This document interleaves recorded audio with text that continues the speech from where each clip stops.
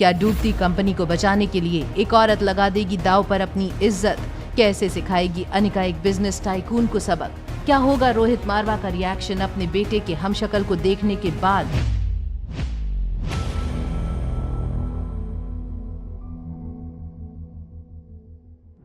Rohit wait करता रहा कि अनिका अपने पर्स से अपना मोबाइल निकालकर उसे अपनी बेटी रिया के फोटोग्राफ्स दिखाएगी, मगर अनिका ने ऐसा नहीं किया। अनिका का ये बर्ताव देखते हुए रोहित को एम्बैरेसमेंट भी हुई। रोहित अनिका का ये बर्ताव समझने की कोशिश कर रहा था। पीछे से अंजलि मामी ने रोहित से कहा, बेटा, रिया के तो कई सारे फोटो हैं मेरे पास और वीडियो भी हैं, अगर तुम देखना चाहो तो। मामी ने अपना फोन अनलॉक किया और जैसे ही गैलरी में जाकर वो रोहित को रिया की फोटो दिखाने वाली थी, अनिका अंजलि मामी के पीछे आई और मामी का फोन उनके हाथ से ले लिया। मामी, वो देखो, मामा का वहाँ किसी से शायद झगड़ा हो गया है। मुझे लगता है हमें चलकर देखना चाहिए, आखिर मामला क्या है। अंजलि मामी ने भी देखा कि वहाँ कुछ लोगों के बीच किशन को कोई आदमी जोर जोर से डांट रहा था। अंजलि और अनिका दौड़कर किशन मामा के पास जाने लगे। एक 45-50 साल का आदमी किशन मामा को सबके सामने कह रहा था, मल्होत्रा खानदान के साथ हमारे बहुत पुराने रिश्ते थे किशन, और सच कहूँ तो आज तक उन्हीं रिश्तों की वजह से मैं तुम्हारे साथ धंधा भी कर रहा था। वक्त बदल रहा है। मल्होत्रा फार्मेसी की अब जो दवाइयाँ बनती हैं, उनका मुकाबला कल्याण शास्त्री की दवाइयों से किया ही नहीं जा सकता। मैं समझ सकता हूँ कि अब तुम्हारी कंपनी ने किसी और सप्लायर के साथ हाथ मिला लिया है, मुझे इससे कोई एतराज नहीं है, मगर हाँ, पिछले महीने तुमने एक कस्टमाइज्ड मेडिसिन का बल्क ऑर्डर दिया था। बस एक बार ये ऑर्डर ऑनर कर दो, उसके बाद चाहो तो तुम हमारे साथ आगे से बिजनेस मत करना। किशन, मैं समझ सकता हूँ तुम अभी बहुत मुसीबतों से गुजर रहे हो, तुम्हारी कंपनी के पास फंड की भी कमी है।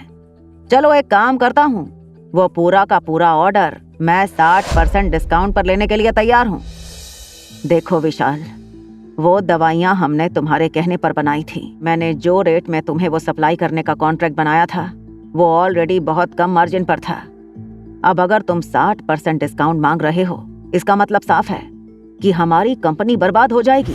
इनफैक्ट मैं तुम्हें बर्बाद होने से बचा रहा हूँ। जरा सोचो, इस कॉन्ट्रैक्ट के पूरा होने से शायद मार्केट में जो तुम्हारी गुडविल इतनी बिगड़ गई है, वो वापस खड़ी हो जाए। इस वक्त प्रॉफिट मत देखो किशन, अपनी कंपनी का नाम डूबने से बचाओ। विशाल, मैं तुम्हें छोड़ूंगा नहीं। तुम जानबूझकर मुझे बर्बाद करने के लिए ये सब कुछ कर रहे हो, और मैं जानता हूँ किसके इशारे पर हो रहा है ये सब। मेरे प्रपोजल पर ठंडे दिमाग से सोचना। क्या तुम अपनी दवाइयाँ 60% तो बहुत ज्यादा है, हमारी कंपनी को बहुत लॉस हो सकता है। अगर आप 20% डिस्काउंट में डील करें तो शायद हम लोग ये लॉस बर्दाश्त कर सकें। जब सबने पीछे मुड़कर देखा तो शीला मासी ने विशाल शर्मा के सामने ये डील रखी थी। किशन मामा और अंजलि मामी शीला मासी को वहाँ देखकर खुश जरूर हुए थे, मगर शीला मासी बिना उनसे नजर मिलाए विशाल शर्मा से बात करने लगी। तुम पुराने दोस्त हो, हम नए सिरे से इस बिजनेस के रिश्तों को आगे बढ़ा सकते हैं।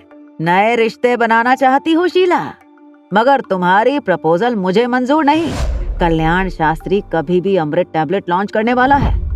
चलो अब एक काम करता हूँ, मैं 40% डिस्काउंट पर सारा माल उठा लूंगा।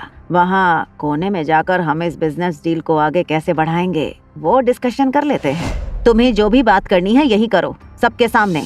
चलो मैं 30% डिस्काउंट पर सारा माल उठा लूंगा। ज्यादा जिद मत करो, मेरी बात मान लो। अगर ऐसी कॉन्फ्रेंस में तुम्हारे परिवार की इंसल्ट हुई तो इतना याद रखना, कभी दोबारा मार्केट में सर उठाकर चल नहीं सकोगे तुम लोग। अगर हम जैसों का साथ चाहिए तो थोड़ा बहुत हमारा भी ख्याल रखना पड़ेगा। अगर लाइफ में ऐसे इंसानों के साथ पाला पड़े, उनकी आंखों में आंखें डालकर उन्हें उन्हीं की भाषा में जवाब देना सीखना पड़ेगा तुम्हें। जैसे ही शीला मासी को अपनी बड़ी बहन स्वाति की ये बात याद आई, उनकी आंखों में नमी आ गई। जैसे ही वो विशाल शर्मा को तमाचा मारने गई, तभी अनिका ने विशाल शर्मा के पास आकर कहा, कॉन्फ्रेंस में सबके सामने तमाशा मत खड़ा कर दीजिएगा, वरना कल मार्केट में सर उठाकर चल नहीं पाओगे। लोग कहेंगे कि एक लड़की ने जरा सा हाथ क्या दबा दिया, आप तो छोटे बच्चे की तरह चिल्लाने लगे। शीला मासी ने जब विशाल के हाथ की ओर देखा, तब उन्हें पता चला कि अनिका ने विशाल शर्मा का हाथ मोड़ दिया था और विशाल को बहुत दर्द हो रहा था। विशाल दर्द में अपने वॉल्यूम पर कंट्रोल करते हुए अनिका से प्लीड करने लगा, मेरा हाथ छोड़ दो प्लीज, मुझे बहुत दर्द हो रहा है। अनिका की विशाल शर्मा के हाथ पर पकड़ इतनी मजबूत थी कि विशाल अपना पूरा बॉडी फोर्स लगाने के बावजूद अपना हाथ अनिका की ग्रिप से छुड़ा नहीं पा रहा था। अचानक अनिका ने एक झटके से विशाल शर्मा का हाथ छोड़ दिया। किशन मामा ने आगे आकर शीला मासी और अनिका से कहा, चलो यहाँ से, हमें नहीं करनी है इस इंसान के साथ कोई डील, जो होगा सो देखा जाएगा। तुम दोनों चलो यहाँ से।